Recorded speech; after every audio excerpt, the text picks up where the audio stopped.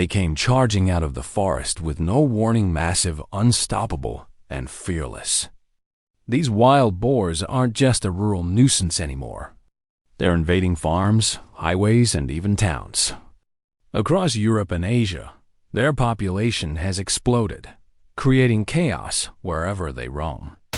Today, we're heading straight into their territory, not for thrill or glory, but to confront a real and growing threat. Head-on. Wild boars are no longer just a problem for farmers. They've become one of the most aggressive and widespread invasive animals across Europe and parts of Asia. Their population has exploded, and so has the destruction they cause. From tearing through crop fields to charging onto roads and even urban areas, these creatures are fearless, unpredictable, and capable of immense damage. In recent years, wildlife control teams and licensed hunters have been working under strict regulations to manage their numbers responsibly. And that's exactly what brought our team to the dense outskirts of northern Valencia today. Our plan was simple but dangerous. Locate the most active wild boar zones, set up a safe perimeter, and reduce the threat in compliance with wildlife protection laws. Early in the morning, we loaded up our gear, checked our rifles, and released our tracking dogs. The air was still and heavy, the ground scattered with fresh prints, a clear sign that a herd had passed through recently.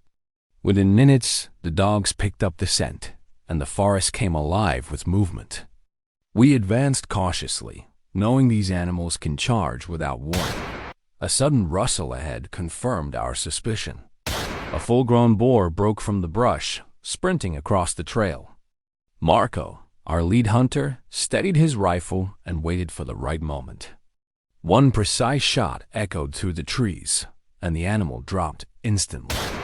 It was a clean, legal takedown, the kind of efficiency that comes from years of training and discipline. But there was no time to celebrate.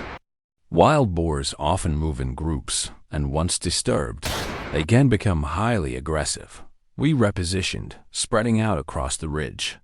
From my vantage point, I could see the terrain sloping into a valley filled with thick shrubs and narrow paths, a perfect hideout for the remaining herd. The dogs barked continuously, circling the area to flush them out. Then it happened again. Two boars burst through the undergrowth, running side by side. Santiago was quick to react, firing a controlled double shot that stopped both animals within seconds. It was a textbook maneuver: steady aim, minimal movement, no wasted ammunition. Despite the success, we knew the real challenge was still ahead.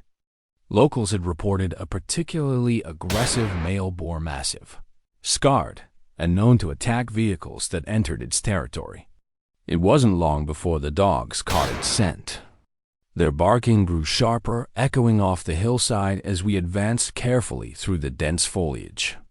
Every branch snap, every sound carried weight. And then, without warning, the beast appeared.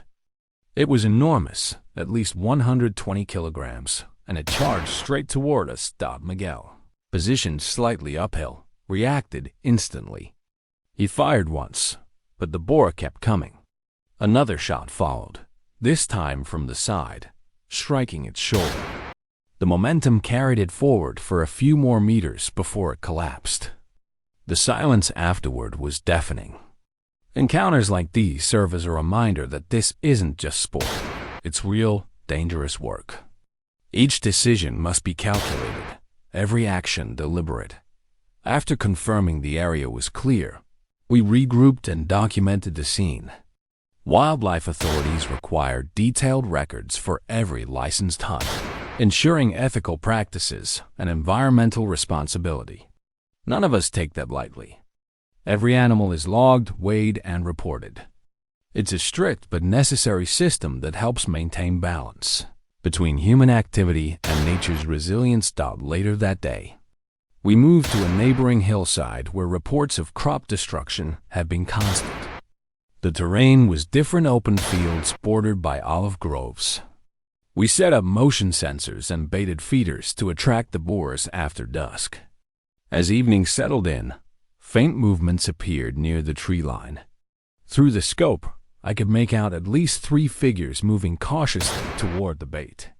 Patience was key. We waited until the largest stepped fully into view before giving the signal. A synchronized shot from 2 positions brought down the target instantly, while the others scattered into the dark. Nightfall added another layer of challenge. Boars are nocturnal by nature, and their activity peaks when visibility drops. That's why thermal scopes become essential. From the lookout blind, I could see faint heat signatures moving near the edge of the orchard. Slowly, one shape grew clearer, a smaller boar separated from its group. I steadied my rifle, exhaled, and fired. The shot landed perfectly, clean and humane. By the next morning, our team reviewed the footage and mapped out movement patterns using GPS trackers attached to the dogs. It revealed how the herd navigated through farmland and forest in search of food, covering several kilometers in a single night. This data is vital, not only for hunting strategy, but also for conservation planning. Authorities use it to understand migration patterns, breeding zones, and population density data around noon. We received another alert, this time from a farmer nearby whose fields had been destroyed overnight. Tire marks, hoof prints, and uprooted soil painted a clear picture of chaos. We decided to move quickly, setting up a new perimeter before the herd could return. Within an hour, barking echoed again. A large group had been spotted near a small stream. Everyone took position silently. I focused my sights on one of the leading boars, waited for it to cross the open patch, and squeezed the trigger. The sound cracked through the valley, and the target dropped immediately. The rest vanished into the dense brush, but not before leaving more tracks to follow Dodd as the day went on. Exhaustion began to set in. The terrain was steep and uneven, but years of experience kept us sharp. Each encounter followed the same rhythm: patience, precision, and control. It wasn't about numbers or trophies. It was about protecting farmland and restoring balance to an ecosystem under pressure. Wild boars reproduce rapidly, and without management, their population can double in just a year. That leads to massive agricultural losses, road accidents, and even risks to native species stopped by late afternoon. We returned to camp to rest and review our results. The local ranger arrived to inspect the recorded data and verify our compliance. Every round fired, every location logged.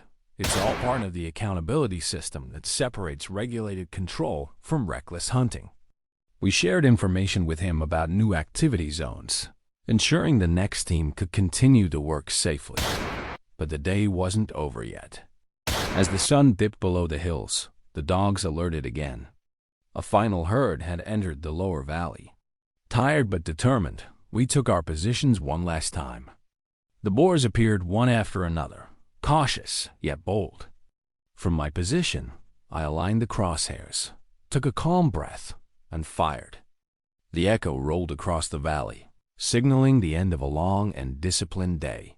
Each operation like this reminds us why precision and respect are crucial in wildlife control. It's not a sport, it's environmental management. Every successful effort helps reduce crop loss, prevent animal vehicle collisions, and restore safety for rural communities. Behind each action lies planning, cooperation, and accountability. As we packed up to leave, the forest returned to its quiet rhythm. The dogs rested, the air grew cooler, and the first stars appeared above the hills. Another mission completed, another step toward balance. For us, it's not about the thrill of the chase, but the responsibility to act when nature's balance tips too far. If left unchecked.